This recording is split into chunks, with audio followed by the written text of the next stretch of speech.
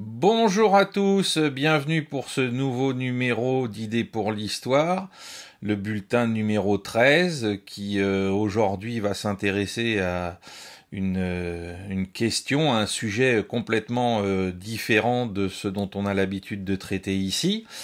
Puisque, comme je l'ai annoncé la semaine dernière, suite à la sortie du film de Ridley Scott il y a maintenant 15 jours, si je ne me trompe pas dans les calculs, ou peut-être seulement une semaine, j'ai décidé, puisque en plus de ça, la vidéo sera disponible dans la soirée du 1er décembre, d'évoquer bien évidemment le personnage de Napoléon Ier, tant d'abord d'un point de vue historique, hein. Alors je vais pas vous retracer bien évidemment toute son épopée, c'est simplement un petit clin d'œil parce que donc demain c'est le 2 décembre, anniversaire du sacre, anniversaire d'Austerlitz. Alors avant de commencer le sujet, comme d'habitude, d'abord encore une fois de nouveaux remerciements à tous ceux qui ont participé à la diffusion des épisodes précédents par les partages, par les commentaires, par les pouces bleus, hein. Je vous remercie vraiment du fond du cœur. Je remercie tous ceux qui ont apporté des commentaires positifs pour essayer d'améliorer la chaîne, notamment des petites astuces pour son référencement. Je remercie encore une fois Hervé Carès qui a partagé il y a quelques heures seulement, je crois, ou hier, la vidéo numéro 5 sur l'art opératif. Sur ses propres réseaux, donc encore un grand merci à lui. Merci aussi pour ses contributions dans les commentaires pour notamment faire avancer le débat, hein, parce qu'on peut très bien être sur des points des fois de désaccord sur des détails ou sur des questions plus ou moins importantes, les exprimer avec intelligence et avec argumentaire, ce qui fait que là c'est enrichissant pour tout le monde, pour vous en tant que spectateur et puis même pour moi pour me forcer à réfléchir autrement, à reprendre certaines choses. Donc encore une fois, un grand merci à Hervé Carès pour ça, à tous ceux qui, comme lui, ont participé à ce genre de commentaires. Et puis aussi un grand merci à tous ceux qui ont contribué financièrement depuis la semaine dernière, hein. Je vous remercie vraiment là encore de votre participation financière qui est importante pour l'achat de matériel, pour éventuellement, je pense aussi, l'achat d'ouvrages ou ce genre de choses, parce que même s'il y a certains éditeurs qui vont jouer le jeu de m'envoyer des livres suite aux vidéos qu'on fait à mesure que le temps passe, il y a certains ouvrages, notamment je pense à des ouvrages anglo-saxons sur lesquels il est important que je travaille pour vous apporter une vision de plus en plus précise sur certains sujets de la guerre moderne. Vos contributions financières serviront également à ça, avant aussi de servir à mes déplacements à partir du mois de janvier sur le terrain pour faire les vidéos dont je vous ai parlé. Je pense que d'ici la veille des vacances de Noël, je vous donnerai un petit aperçu des 2 ou 3 premiers sujets qui seront traités au cours du premier trimestre. Je rappelle également donc que ceux qui contribuent financièrement, quel que soit le niveau de cette contribution financière, reçoivent donc le PDF du trimestre en cours jusqu'au 31 décembre sur la guerre du Vietnam, hein, sur l'épisode de la bataille de Hamburger Hill, qu'à partir du premier trimestre de l'année prochaine, ce sera donc sur la guerre des bourgs. Merci à mes amis néerlandophones ou flamands pour la correction l'autre jour de ma prononciation. Voilà, donc ce PDF-là, pour le premier trimestre 2024, sera disponible à partir du mois de fin janvier, début février, hein. Le temps pour moi de le réorganiser visuellement, hein, pas de l'écrire, mais de le réorganiser visuellement, parce qu'au niveau de la réécriture, j'ai déjà fait le travail. Ensuite, comme d'habitude, vous continuez les partages, vous continuez les commentaires. J'ai pas eu à me plaindre de commentaires Trop fou, je rappelle que je ne suis plus là pour parler, oui, je ne suis plus là pour parler de l'actualité, hein. J'ai parlé de Gaza parce que nous étions dans la présentation, hein, le voici, j'ai fait un petit shorts là-dessus, du numéro hors série Ligne de front sur la guerre en milieu urbain, où on aborde notamment pour la période récente Mariupol et Mossoul. Donc c'était à cette occasion-là que j'avais abordé Gaza. C'est absolument pas pour me remettre à faire des commentaires comme autrefois j'ai pu en faire sur la guerre en Ukraine. Je vous invite, si vous souhaitez, puisqu'on m'a posé la question, je l'ai déjà mis dans les liens permanents à chaque fois dans les descriptions de vidéos, je contribue par écrit sur la guerre en Ukraine sur le site Le Dialogue de mon ami Roland Lombardi. Donc vous avez des chroniques une fois tous les 15 jours à peu près sur la guerre en Ukraine. Il y en aura une la semaine prochaine d'ailleurs, je vous le signale tout de suite. Pour ceux qui veulent du support vidéo, vous avez le journal quotidien de TV Liberté où de temps en temps Élise Blaise fait appel à mes connaissances sur cette question-là et à laquelle je réponds bien volontiers. Et puis demain, vous verrez le 2 décembre, je suis allé faire l'enregistrement de l'émission Le Samedi Politique avec Élise Blaise et vous aurez 1h15 de vidéo consacrée à mon analyse de la situation en Ukraine. Mais c'est pas l'objet de cette chaîne et c'est pas l'objet de ce que je veux faire dans le long terme avec vous. Je veux d'abord et avant tout traiter d'histoire. Et si, comme là, ça a été malheureusement le cas avec Gaza et Israël, on est obligé, ou en tout cas il me semble pertinent de faire un lien entre l'actualité et l'histoire militaire, je ne manquerai pas de le faire, mais ce n'est pas l'objectif de cette chaîne. Voilà. Donc merci encore pour toutes vos contributions, merci donc encore pour tous vos partages, vos commentaires constructifs. Et donc aujourd'hui, bien, on va parler de Napoléon Ier parce que voilà, double actualité du calendrier chaque année. Demain 2 décembre, donc anniversaire du sacre en 1804, anniversaire de la bataille d'Austerlitz en 1805. Événements exceptionnels, hein, qui devraient être célébrés probablement plus qu'ils ne le sont aujourd'hui, dont on s'est à peine souvenu lors du bicentenaire de ces événements il y a 20 ans maintenant, enfin presque 20 ans. Hein, ça a été déjà à l'époque un gros souci de savoir comment on allait honorer le bicentenaire de l'épopée napoléonienne. Hein, d'un point de vue historiographique, c'est assez intéressant parce que en 1969, certains d'entre vous peut-être s'en souviennent, le bicentenaire de la naissance de Napoléon avait été l'objet de célébration et de polémiques, mais quand même de célébration de la part de la France. On se rend compte 25 ans, que dis-je, pardon, oui, si un peu plus de, 30 ans plus tard, on se rend compte que malheureusement, quand on a fêté le bicentenaire de son accession au pouvoir avec le consulat, et puis ensuite à la titulature impériale, et puis bien sûr ensuite le bicentenaire de toutes ces opérations militaires, ces grandes batailles, etc.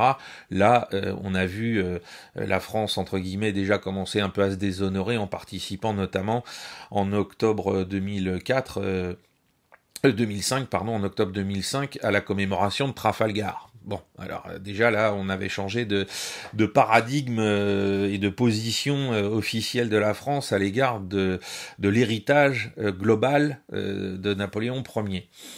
Alors, avant de rentrer dans la problématique que pose le film, je vais vous rappeler d'abord une première chose, parce que au niveau historique, parce que j'ai vu beaucoup de gens dire oui, alors le film ci, le film ça, on va y revenir. Moi, je veux rappeler aux gens un élément qui est très important dans la compréhension de l'épisode napoléonien, plus que dans la personnalité de l'empereur lui-même. C'est la situation de cet épisode historique dans l'affrontement qui se joue depuis déjà plusieurs dizaines d'années entre la France et la Grande-Bretagne. C'est-à-dire qu'on ne peut pas, je pense, apprécier, analyser et comprendre correctement la saga impériale, si on veut l'appeler ainsi, l'épopée impériale, on ne peut pas la comprendre si on la sort du contexte général de la confrontation qui se joue entre la France et la Grande-Bretagne.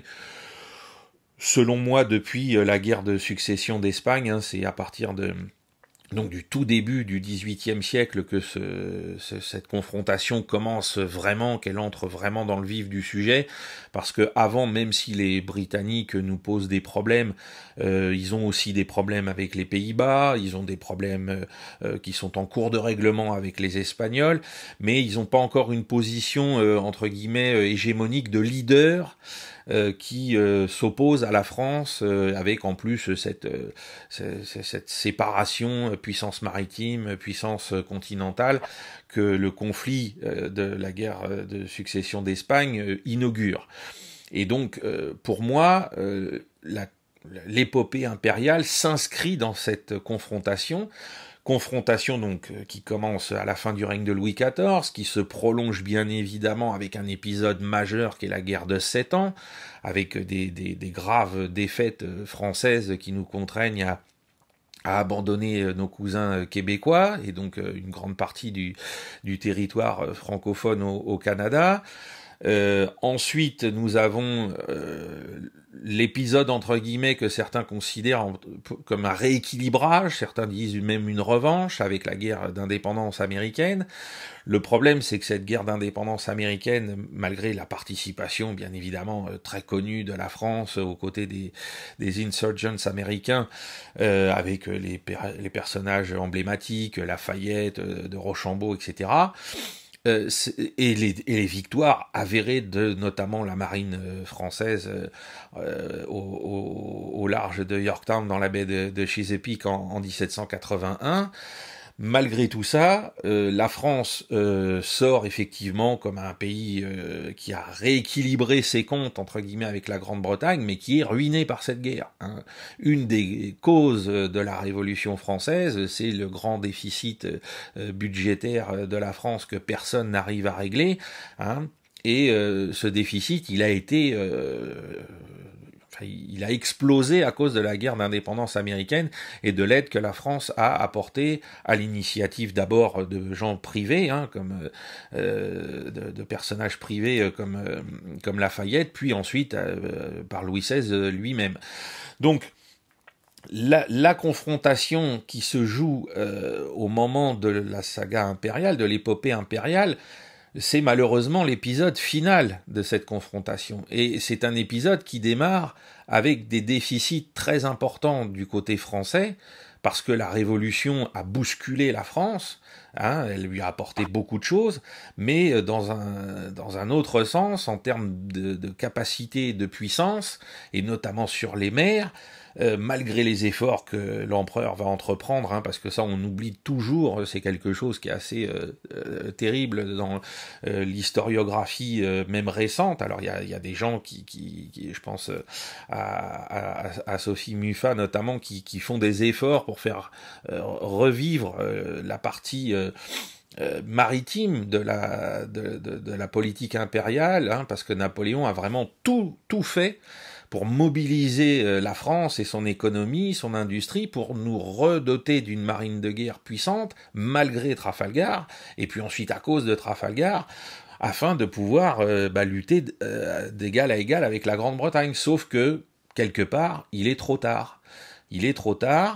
Et Napoléon, malgré donc des victoires militaires incontestables, des campagnes militaires menées de main de maître, qui sont toujours des cas d'école que l'on peut étudier aujourd'hui dans différentes académies militaires, hein, je pense notamment, puisque c'est l'anniversaire demain d'Austerlitz, et on oublie d'ailleurs trop souvent que peut-être, selon certains experts, la plus belle manœuvre et la plus belle campagne de l'empereur, c'est plutôt celle de 1806 à partir des doubles victoires de Jena ou Auerstadt jusqu'à la victoire finale de la campagne à Friedland, qui débouche sur un traité de paix, qui fait donc qu'on passe d'une exploitation, on passe d'un épisode militaire, d'une séquence opérationnelle, opérative même, de octobre 1806 jusqu'à juin 1807, et qu'à l'issue de cette séquence, on a un fruit politique réel, hein, qui est le traité de Tilsit avec la Russie.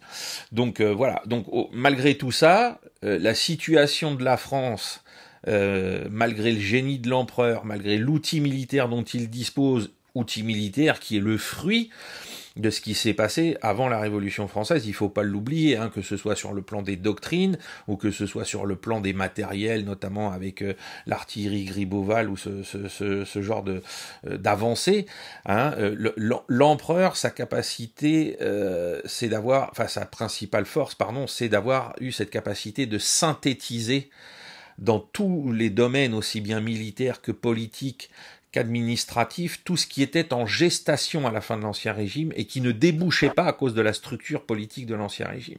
C'est là la grande force de Napoléon, hein, c'est d'avoir été capable de remuer tout ça pour enfin les agencer les uns avec les autres pour donner la France moderne. Il ne faut pas se cacher. C'est-à-dire que toutes les institutions que nous avons encore aujourd'hui sont héritées de cette capacité qu'il a eu de faire la synthèse, hein, que ce soit donc le code civil, que ce soit les grandes institutions administratives, etc. Tout ça était en gestation et l'empereur en a fait la synthèse et a eu la capacité de l'imposer au pays. Et c'est pareil sur le plan militaire, c'est-à-dire qu'on avait des doctrines qui étaient là, qui étaient en gestation, qui étaient en mouvement, mais la structure sclérosée de l'Ancien Régime ne permettait pas de les voir aboutir, et il a fallu attendre que l'empereur arrive, avec sa personnalité, bien évidemment, hein, parce qu'il n'était pas, c'était pas n'importe quel général, hein, je pense qu'il avait un trait de génie, incontestablement, et il a été capable de synthétiser tout ça, de lui donner forme au sein de la Grande Armée, et avec elle, donc, de tenter, pendant 10 ans, de lutter du mieux qu'il a pu contre la Grande-Bretagne et contre les menées britanniques sur le continent européen pour imposer la Pax Britannica. Et malheureusement, on sait comment ça s'est terminé, hein, c'est pour ça aussi que je dis aux gens, vous savez, vous pouvez refaire la bataille de Waterloo autant de fois que vous voulez, Napoléon aurait pu la gagner, il n'aurait jamais gagné la confrontation avec la Grande-Bretagne, parce que à ce moment-là, c'était fichu. Voilà, hein, on avait toute l'Europe qui s'était dressée contre la France à partir du moment où, d'une part, Napoléon a probablement commis une erreur dans la façon dont il a géré le problème espagnol, et puis ensuite dans la façon dont il a dû régler le problème de ce que moi je qualifie de trahison des Russes à l'égard du traité de Tilsit. Trahison que les Russes, je l'ai déjà, je crois, évoqué dans une des vidéos faites sur Vue du Droit, trahison que les Russes ne cessent de payer depuis lors, hein, c'est-à-dire que quand en 1815 la bataille de Waterloo s'achève, quelques mois, peut-être à peine quelques années après la bataille de Waterloo, l'Angleterre se tourne contre la Russie, et elle n'a jamais finalement cessé de se tourner contre la Russie pour l'abattre en tant que puissance continentale. Hein, elle a tout fait, y compris la guerre de Crimée au milieu du 19e siècle. Donc voilà, malheureusement, et c'est pour ça que ça a duré 10 ans, c'est que le génie, la force politique de Napoléon a permis de faire tenir la France pendant autant de temps, hein. Alors ça a eu bien évidemment un coût humain, parce que la guerre a coûté très cher en vie humaine, hein. Mais ça c'est toutes les guerres, hein. Venir dire que Napoléon est un boucher, etc. Quand on regarde les proportions de morts par rapport aux guerres précédentes, y compris les guerres de la Révolution française, avant même que lui-même n'y participe, voilà, c'est pas c'est pas les boucheries de 14-18 du tout, rapportées au temps que ça a duré. C'était bien évidemment sanglant, hein, parce que ça se répétait dans le temps, hein. Il y avait très peu de périodes d'accalmie au milieu de ces 10 années de confrontation, mais il faut pas oublier que Napoléon a été trop souvent peut-être magnanime avec ses adversaires continentaux, qui eux ne cessaient de se laisser séduire par les cordons de la bourse tenus par Londres pour les payer et continuer de les envoyer régulièrement à la guerre contre la France. Donc, dans cet équilibre très difficile à trouver, Napoléon a certes commis des erreurs. Je pense que l'Espagne est la plus importante. Non pas de vouloir fortifier les liens entre la France et l'Espagne pour éviter que l'Espagne ne bascule à un moment ou un autre, comme la Russie, dans le camp de l'Angleterre, mais la façon dont il a géré ce problème, malheureusement, a apporté un préjudice très grave à son prestige, d'une part, et puis ensuite a eu un coût militaire et politique catastrophique, quand on sait ce qu'a été la guérilla en Espagne, avec ses horreurs de part et d'autre. Ça n'a bien évidemment pas aidé au rayonnement français et impérial. Et puis ensuite, il n'avait, à mon avis, pas d'autre choix que d'attaquer la Russie. Peut-être pouvait-il s'y prendre, là encore, autrement en termes de stratégie à utiliser, mais la façon dont le tsar avait déchiré les clauses du traité de Tilsit par rapport au blocus continental pour se vendre finalement aux Anglais ne pouvait pas aboutir à autre chose de la part de la France et de Napoléon. Voilà. Donc, tout ça étant dit, voilà, à la fin, en 1815, la France se retrouve reléguée à un rang de puissance secondaire qu'elle n'a finalement malheureusement jamais quitté. Non pas qu'il fallait retrouver une puissance qui s'exprime dans les mêmes termes qu'à l'époque de l'Empire, mais en tout cas, malgré notamment la longue tentative du général de Gaulle au cours des années 60, on a toujours finalement le prix de Waterloo, entre guillemets, et de cette confrontation finale avec la Grande-Bretagne qui pèse sur l'histoire de notre pays et qui nous empêche, pour l'heure encore, de retrouver le rang qui devrait être le nôtre dans un rayonnement, comme l'a conçu le général de Gaulle, pacifique, diplomatique, culturel, scientifique et non plus bien sûr militaire, même si, comme le général de Gaulle l'avait mis en œuvre, la puissance militaire doit nous permettre justement de rester en paix avec nos voisins et nos éventuels adversaires et de bien leur faire comprendre que toute confrontation armée est inutile. Voilà. Donc, une fois qu'on a dit ça, il faut se pencher sur qu'est-ce que Napoléon nous a laissé. Alors je ne vais pas reparler parce que si je veux faire le lien avec le problème du film de Ridley Scott, je vais me placer sur un champ qui n'est pas celui du bilan militaire, du bilan administratif. Je viens de l'évoquer assez rapidement. Il est incontestable qu'il est positif, voilà, que Napoléon est un des plus grands, sinon probablement, parce qu'il y a des anglo-saxons qui se sont amusés à compter les victoires par général dans l'histoire, si j'ai bien suivi leur comptabilité, des historiens britanniques et américains, Napoléon est le plus grand général, le plus victorieux de toute l'histoire de l'humanité, et largement, je crois que le numéro 2 est plusieurs dizaines de victoires derrière lui, si on peut dire. Voilà, et en termes administratifs, j'invite chacun à se pencher sur les institutions qui nous gouvernent encore aujourd'hui et de compter le nombre de ces institutions qui ont été fondées à l'époque de Napoléon, sous son impulsion, sous sa vigilance, c'est incontestable. Et je ne parlerai pas de ces histoires de polémiques autour de son rétablissement, de l'esclavage, etc. Parce que on était au début du 19e siècle, on n'était pas au milieu du 19e siècle où la question de l'esclavage est devenue une question centrale, pointer cet élément-là pour discréditer tout le reste n'a aucun intérêt. Je rappelle à qui veut bien l'entendre que même ce grand homme politique que fut Toussaint Louverture, contemporain de Napoléon, a lui aussi été obligé de rétablir l'esclavage à Haïti parce qu'il n'y avait pas d'issue économique pour pouvoir tenir Saint-Domingue. Donc les accusations avec le prisme moral d'aujourd'hui sur des faits qui remontent à il y a plus de 200 ans pour disqualifier tout un personnage, c'est pas comme ça qu'on fait de l'histoire et qu'on fait de la science. Hein, on peut le regretter, on peut dire bah oui, mais voilà, s'il l'avait pas fait de toute façon, vu ce que faisaient les Britanniques à côté, on n'avait aucune chance de s'en sortir sur le commerce ô combien central du sucre. Donc voilà, on a été contraint de repasser par cette case-là. Et je pense que Napoléon l'a fait non pas parce qu'il était raciste, hein, non pas parce qu'il était dans la main. Alors ça a peut-être joué de certaines familles créoles des Antilles, hein, à commencer par Joséphine, mais je pense qu'il l'a fait tout simplement parce que c'était quelqu'un de pragmatique et qu'il savait qu'il n'avait absolument pas le choix de faire autrement. Voilà, c'est tout. Donc, si on veut poser des questions morales sur l'esclavage, etc., hein, j'invite ceux qui les posent aujourd'hui bah, à les poser aujourd'hui. Hein. Que se passe-t-il encore aujourd'hui en Afrique subsaharienne?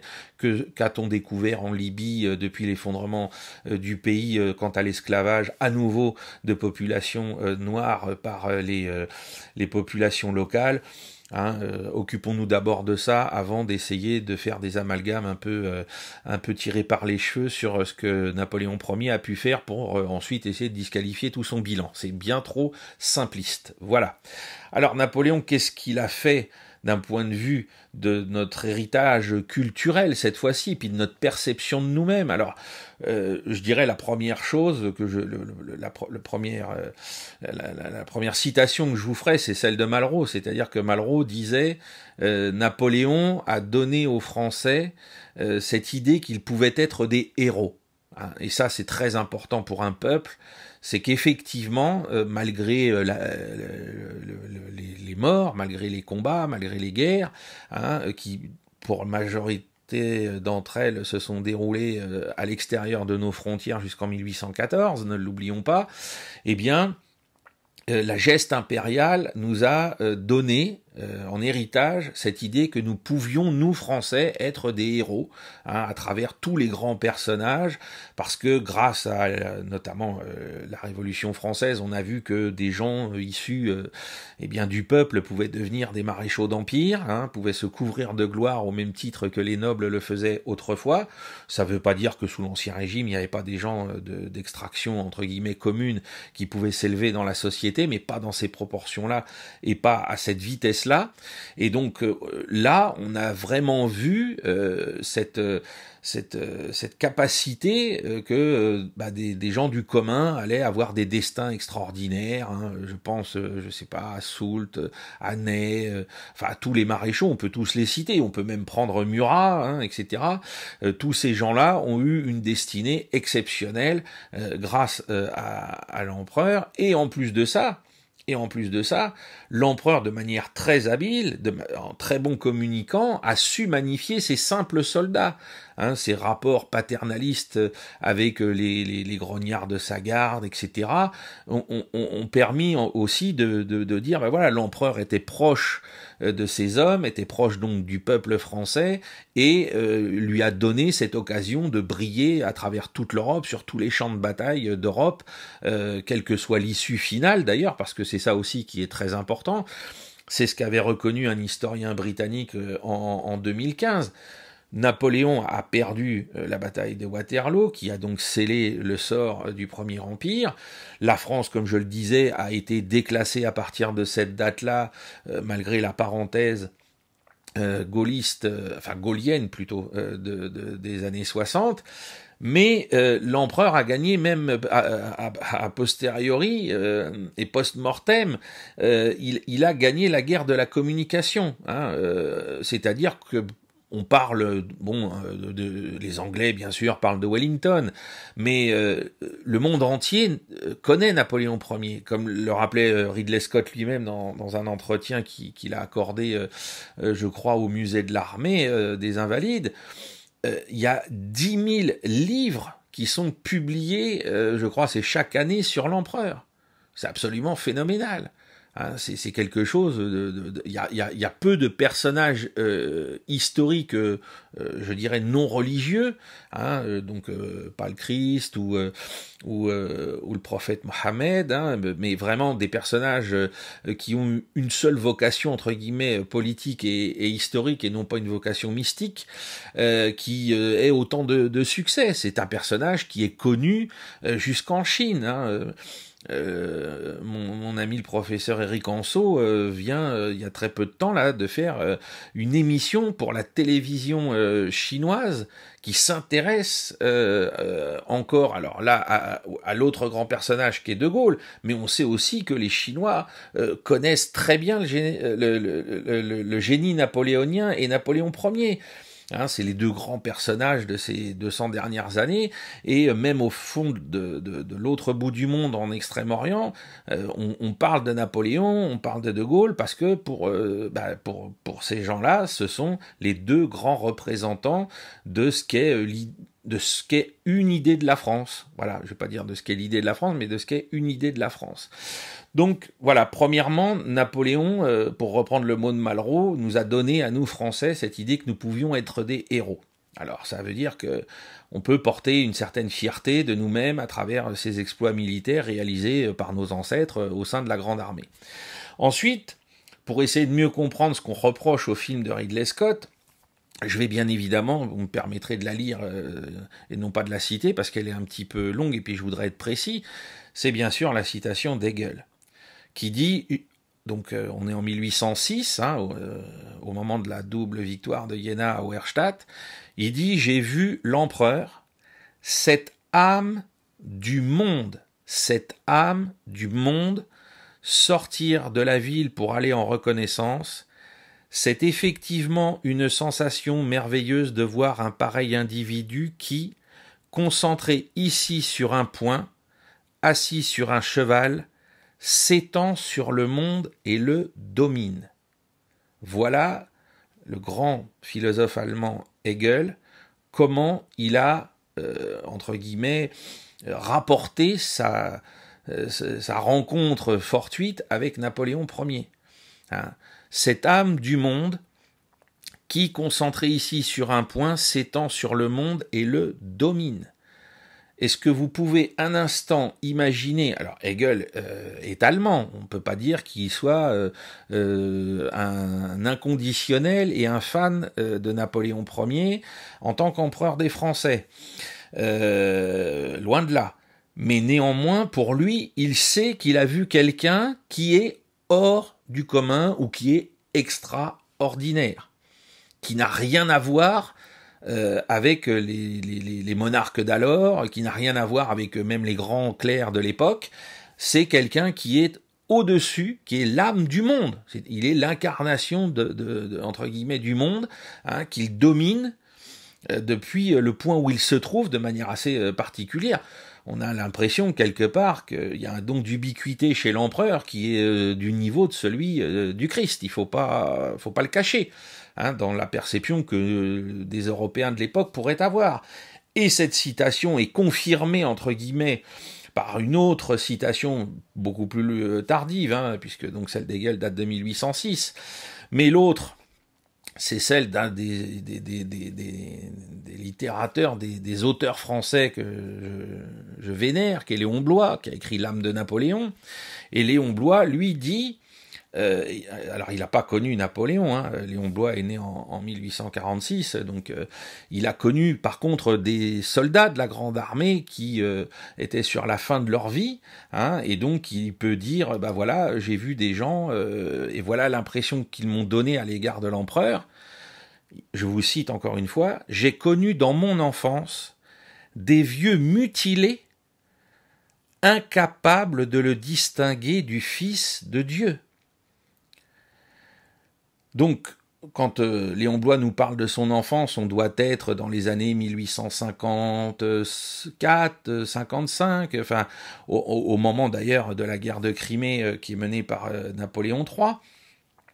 Et il nous dit que les vieux grognards qui sont encore vivants à l'époque, dont d'ailleurs nous avons depuis quelques années des photographies, qui ont été faites, hein. Il y a eu une longue séquence de photos qui a été faite, je ne sais plus précisément si c'est 1856, etc.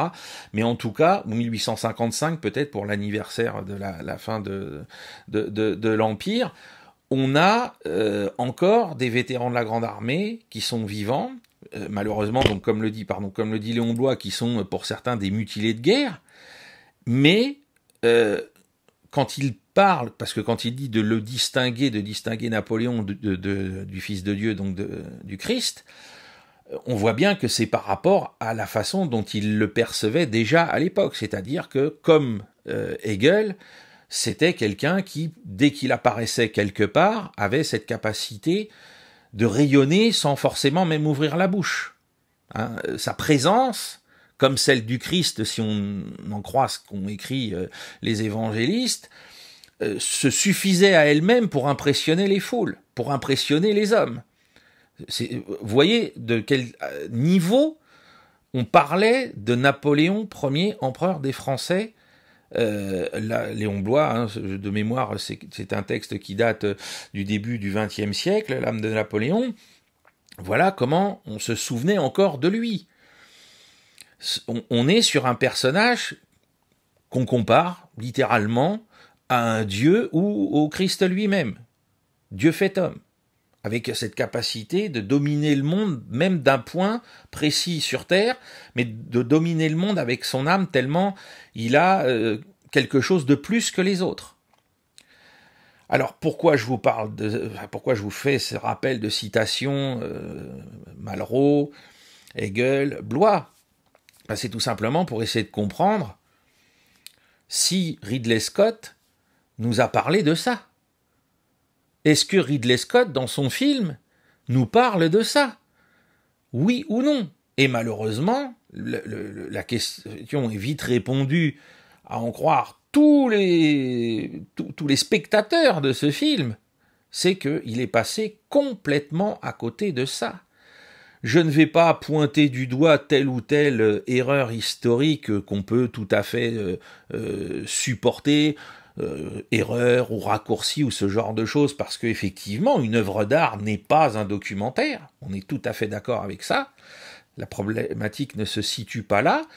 Une œuvre d'art, ça c'est des grands sujets de philosophie, une œuvre d'art n'est pas la reproduction du réel. On est d'accord. Et le cinéma est un art, et donc que Ridley Scott fasse des interprétations, fasse des raccourcis, même peut-être des rajouts, pour faire passer un message qui correspondrait à une description ou une mise en valeur, alors je dis mise en valeur positive ou négative des différents traits à la fois de la personnalité de l'empereur, de sa politique et de la façon dont il a été un chef de guerre absolument à nul autre pareil, ça peut tout à fait s'entendre.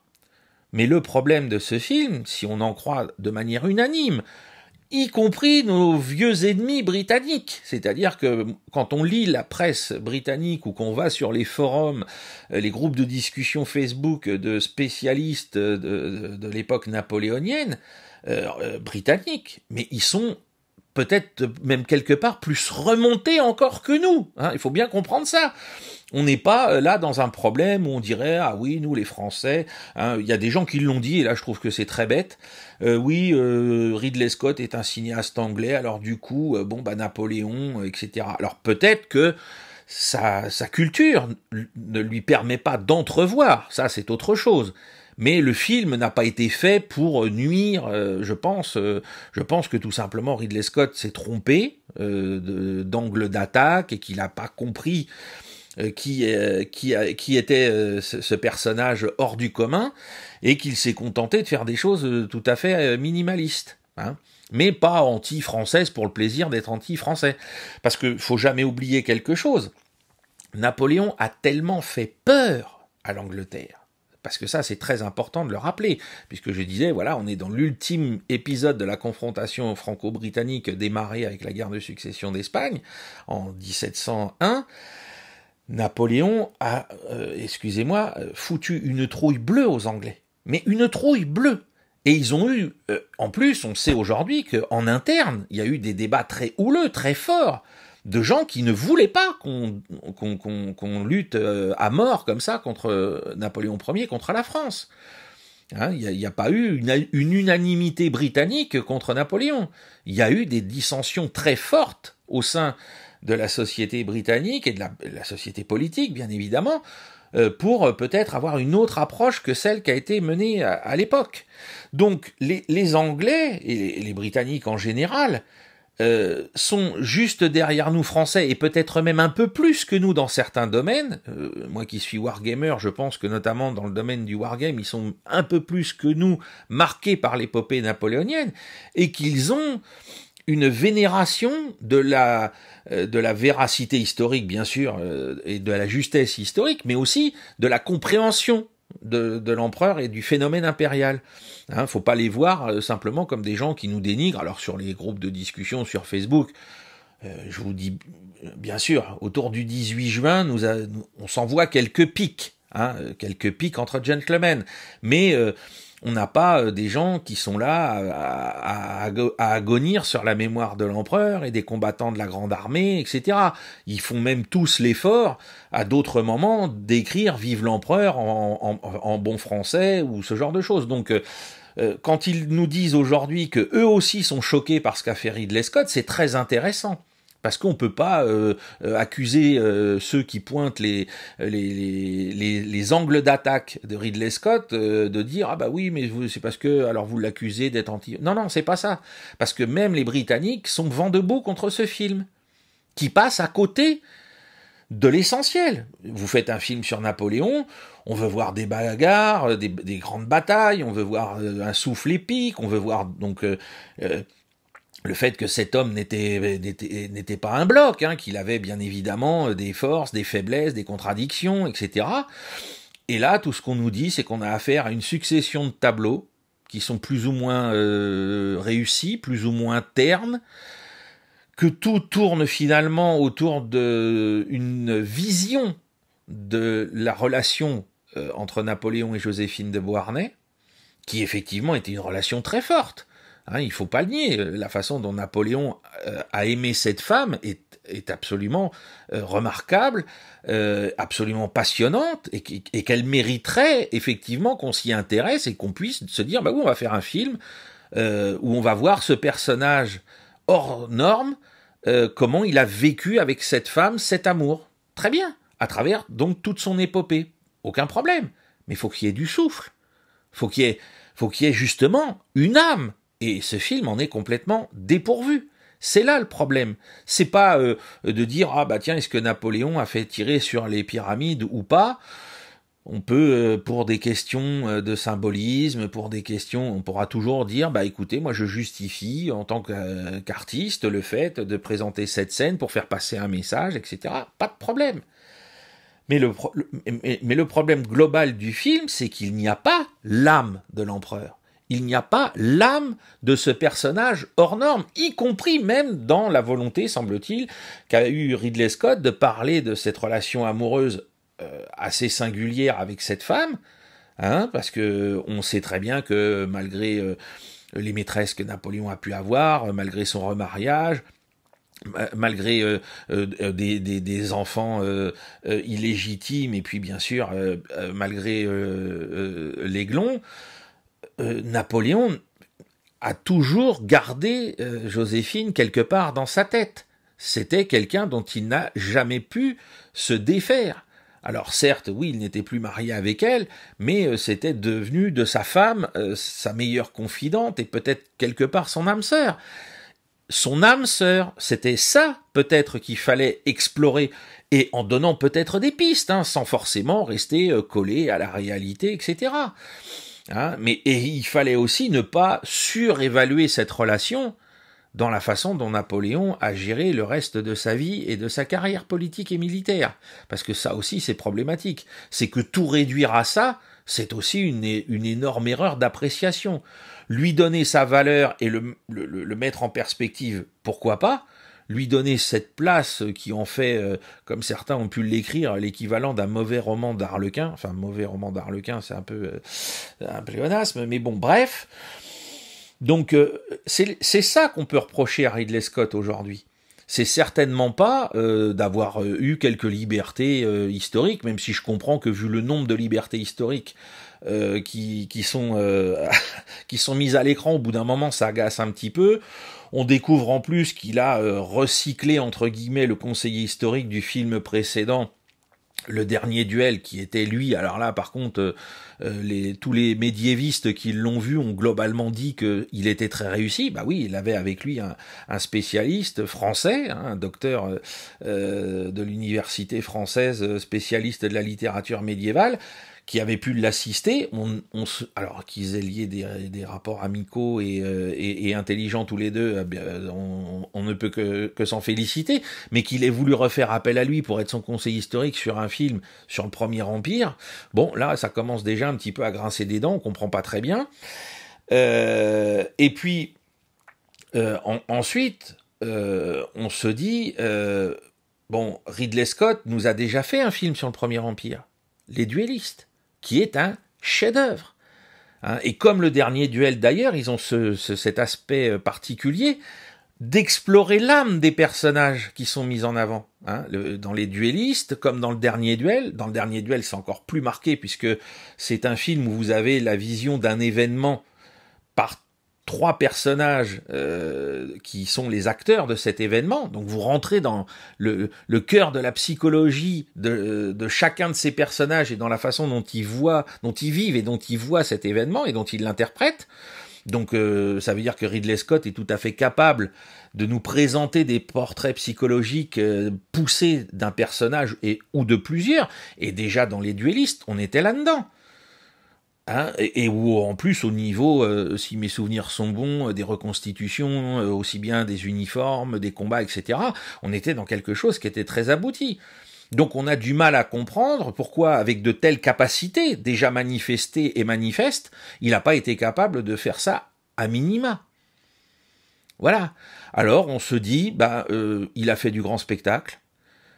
Certains se félicitent parce que le film est maintenant donc premier au box-office à l'échelle de la planète. Bon, très bien. Je rappelle que le dernier film qui était premier au box-office, c'était Barbie, cet été. Est-ce que le fait d'être premier au box-office est un gage de qualité dans le monde dans lequel on est, où on voit la culture générale s'effondrer? J'ai de forts doutes à cet égard. Bon. Et en plus, donc, on se dit, il a même pas mis en avant ses talents de cinéaste pour au moins aller plonger, cette fois à pleine main, dans l'âme de l'empereur, dans l'âme de Joséphine, puisque c'était sous cet angle qu'il voulait en parler, pour en parler correctement. Donc, effectivement, c'est très décevant. Et ça donne pas du tout envie d'aller le voir, et de rajouter un nombre d'entrées supplémentaires au box-office. Donc, ça pose une autre question, tout de suite. Mais pourquoi nous, Français, on n'a rien fait? Pourquoi la dernière production en date, c'est la série télévision de France Télévisions avec Christian Clavier, qui du coup passe pour ne pas être si, entre guillemets, nunuche que ça par rapport à cette super production? Eh bien tout simplement parce que c'est le grand problème du soft power anglo-saxon aujourd'hui, c'est-à-dire qu'il s'empare de tous les sujets de l'histoire mondiale, parce que c'est pas seulement là Napoléon Ier, c'est tous les sujets. Il suffit de regarder les titres des films historiques de Netflix, notamment. Hein, je pense à ça parce que c'est une plateforme qui a été assez loin dans ces évocations-là. D'ailleurs, dont certains s'amusent à faire des parodies pour dire que demain ils mettront un acteur noir pour jouer un grand personnage de l'histoire européenne, et peut-être même l'inverse. Bon, mais on voit bien que y a une volonté de réécriture de l'histoire. Alors je ne dis pas que c'est le cas pour Ridley Scott, mais on voit quand même que globalement les superproductions anglo-saxonnes s'emparent de tous les sujets, n'ont pas de problème à les traiter parce que avec l'argent on peut bien évidemment avoir des effets spéciaux, des figurants en nombre, etc. Mais au fond, à chaque fois, ce que ça nous propose comme résultat final, déjà cinématographiquement parlant, c'est pas forcément de la très bonne qualité, parce que on est sur un cinéma de spectacle dont les codes sont tous connus et reconnus. Et puis ensuite, parce que par rapport aux évocations historiques en tant que telles, on attendrait autre chose. Pardon, j'ai revu, ou vu plutôt, pas revu parce que je l'avais pas vu en entier, mais vu le film sur Alexandre le Grand, par Oliver Stone. Enfin, bon, et pourtant j'adore Oliver Stone, mais une fois encore, il manque l'âme du personnage. Et ça, c'est catastrophique. Parce que je pense que c'est là que c'est intéressant pour un artiste, c'est d'essayer, en prenant des risques d'aller dans des hypothèses. Pourquoi pas? Parce que c'est ça qui est intéressant. Est-ce que ce personnage était comme ça? Parce qu'il était complexe, parce qu'on manque de sources. Alors on peut se permettre des interprétations peut-être plus facilement que quelqu'un qui a écrit complètement ses mémoires et qui nous a livré déjà sa propre vision qu'il avait de lui-même, fût-elle d'ailleurs biaisée pour des raisons politiques ou de communication. Mais voilà, il manque de souffle dans tout ça. Alors, on a tenté, nous Français, là, il n'y a pas très longtemps de ça, en plus sur une période à peu près similaire à celle de l'Empire, de faire une production par le biais comment que ça s'appelle, du Puy du Fou, du parc historique et culturel du Puy du Fou, de faire une production cinématographique sur charrette. Et force est de constater que, au-delà des critiques à caractère uniquement polémique et politique, eh bien, c'était une première intéressante. C'est-à-dire qu'on avait, en France, enfin, des gens qui disaient, bon, bah, on va faire un film sur un personnage français, sur une période controversée de notre histoire, avec des conseillers historiques qui, eux aussi, font partie de controverses historiographiques encore aujourd'hui, mais qui finalement ont livré, entre guillemets, un produit fini qui est tout à fait valable. Et oui, où effectivement, on peut dire, ah bah tiens, historiquement, ceci est là. On peut regretter, là encore, moi c'est ma critique à moi, qui manque de souffle dans ce film. Alors on nous a dit que c'est parce qu'au départ, ça devait être un docu-fiction et pas un film. Mais il faut à tout prix que nous, Français, avec nos moyens, avec nos réalisateurs, eh bien, on arrête de regarder le train passer et qu'on se réaccapare des sujets historiques, alors en essayant d'éviter que ce soit des sujets uniquement d'autoflagellation.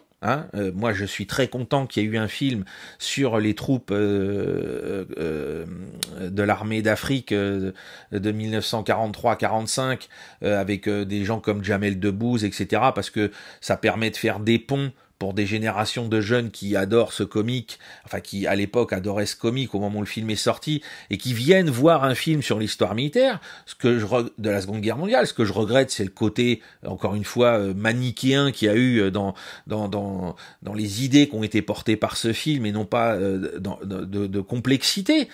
Moi, je me souviens d'un très bon film de Patrick Rothman, sur la guerre d'Algérie avec Albert Dupontel, où là il y avait une plus grande complexité, il y avait Benoît Magimel aussi de mémoire, où il y avait une plus grande complexité et une présentation presque équilibrée des différentes problématiques de la guerre d'Algérie.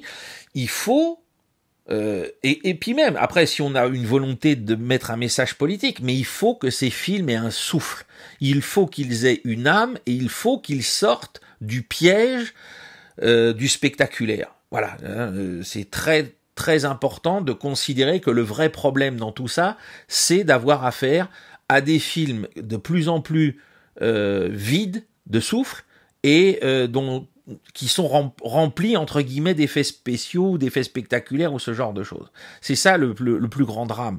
Et j'insiste aussi par rapport à l'histoire de la Seconde Guerre mondiale sur le fait que le cinéma russe moderne est aussi touché par cette épidémie, entre guillemets.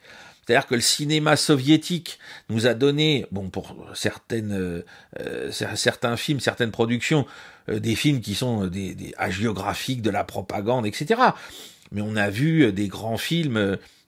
Alors je n'ai plus le titre en français, c'est Va et voir, je crois, qui date du début des années 80, qui nous raconte de l'intérieur les horreurs pratiquées par la Wehrmacht et subies par les populations soviétiques pendant la Grande Guerre patriotique, pendant la Seconde Guerre mondiale. Aujourd'hui, le cinéma russe de qualité sur la Seconde Guerre mondiale perd en intensité au niveau de l'âme, perd en intensité au niveau de du souffle, parce que on a la volonté de se mettre à niveau des standards américains du Soldat Ryan ou des séries comme Band of Brothers ou The Pacific, et qu'on se dit si on fait pas ça comme eux, Les jeunes vont peut-être pas vouloir les regarder, vont se dire ah bah oui mais on fait encore des choses à regarder. Moi je veux bien qu'on utilise les mêmes standards techniques, visuels, la qualité des reconstitutions qu'on peut avoir au niveau des champs de bataille avec la 3D, etc. Bien évidemment. Mais si vous n'avez plus que ça, alors là, je dis non, c'est pas comme ça qu'on va y arriver. Ce qu'il faut, c'est être intelligent, c'est utiliser ces choses-là parce qu'elles sont disponibles et qu'elles peuvent apporter quelque chose au message, mais il faut que le message, il existe. Et il faut qu'il soit avec un souffle et avec une volonté d'être à la hauteur de ce dont on parle, que ce soit du destin d'un homme comme Napoléon Ier ou de simples soldats. Hein, il faut bien comprendre que c'est ça le problème autour, alors que le film de Ridley Scott repose aujourd'hui, mais qui est posé à notre société occidentale ou occidentalisée, si on parle de la Russie en termes de cinéma, c'est à ça qu'il faut, c'est vers ça où il faut se tourner.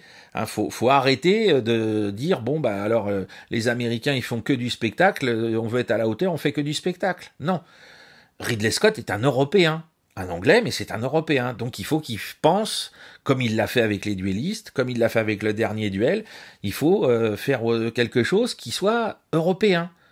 Avec effectivement des moyens spectaculaires, parce que des batailles napoléoniennes, si c'est pas spectaculaire, ça sert à rien. Mais il faut du souffle. Il faut de l'âme, comme quand Hegel nous parle de Napoléon comme étant l'âme du monde. Voilà. Donc c'est ce que je voulais vous dire à cette occasion donc de la sortie du film et puis demain 2 décembre du double anniversaire du sacre de l'empereur et de la victoire absolument magnifique d'Austerlitz. Hein, que nous tous enfants nous avons peut-être rejoué avec nos petits soldats ou ensuite avec des jeux de stratégie, hein, qui fait effectivement, comme le disait Malraux, la fierté d'être français, la fierté de se dire qu'on est un peuple qui peut être un peuple héroïque, que ça ne suffit pas, hein, et que ça ne se joue pas simplement sur un champ de bataille, rappelons-le, hein, parce que c'est pas dans la guerre qu'on résout les problèmes, on le voit encore aujourd'hui, mais il faut pas avoir honte de son passé. Il faut être comme Napoléon quand il a dit que du sacre de Clovis jusqu'au comité de salut public, il incarnerait tout l'héritage de la France. Eh bien, nous aussi, aujourd'hui, depuis cette phrase prononcée au moment où il a fait son coup d'État le 18 Brumaire, eh bien, nous aussi, aujourd'hui, il faut qu'on accepte de prendre tout, depuis le 18 Brumaire à sa succession jusqu'à ces dernières années, si on veut rester sur un plan historique et pas d'actualité. Nous aussi, on accepte toute notre histoire, rien que notre histoire, dans ses faiblesses, dans ses douleurs, dans ses hontes parfois, mais aussi, et bien évidemment, parce que c'était quand même ça qui était là avant Napoléon et qui est encore là depuis, dans sa grandeur et dans sa force. Voilà. Donc je vous remercie pour cette émission, j'espère qu'elle vous aura plu. Je vous rappelle donc, comme d'habitude, le petit coin des lecteurs pour finir, le hors-série Ligne de front consacré donc à la guerre en milieu urbain. Comme d'habitude, autre petit rappel, hein, on n'y échappe pas, le 3e Panzerkorps, toujours disponible donc chez Caractère. Et puis, parce qu'il est aussi encore en kiosque, hein, le numéro 105 de Ligne de front, avec les thèmes dont on a déjà parlé dans certaines vidéos. Auftrag tactique, guerre sino-japonaise, la bataille de Narva, la première partie de la bataille de Narva, en janvier-mars 1944. La suite sortira dans le numéro suivant, qui sera, je pense, en kiosque peu de temps avant Noël. Et puis, je vous dis donc à la semaine prochaine. J'ai pas encore déterminé le sujet sur lequel on s'attardera un petit peu. Ce que je peux vous dire par contre, c'est que dans 15 jours, puisqu'on sera à la veille du 79e anniversaire de la bataille des Ardennes, nous en parlerons pendant, comme aujourd'hui, une petite heure, pour évoquer cet épisode très important de la Seconde Guerre mondiale sur le front occidental et sur lequel, pour ceux qui me suivent depuis un petit moment, vous savez que j'ai écrit un ouvrage qui sera publié à l'occasion du 80e anniversaire l'année prochaine par les éditions Caractère. Voilà, donc pouce en l'air, pouce bleu, abonnement, partage, commentaires positifs et constructifs, y compris critiques. Et puis, bien, puisqu'il était donc question de Napoléon Ier, pour terminer sur un petit clin d'œil, vive la France et vive l'empereur.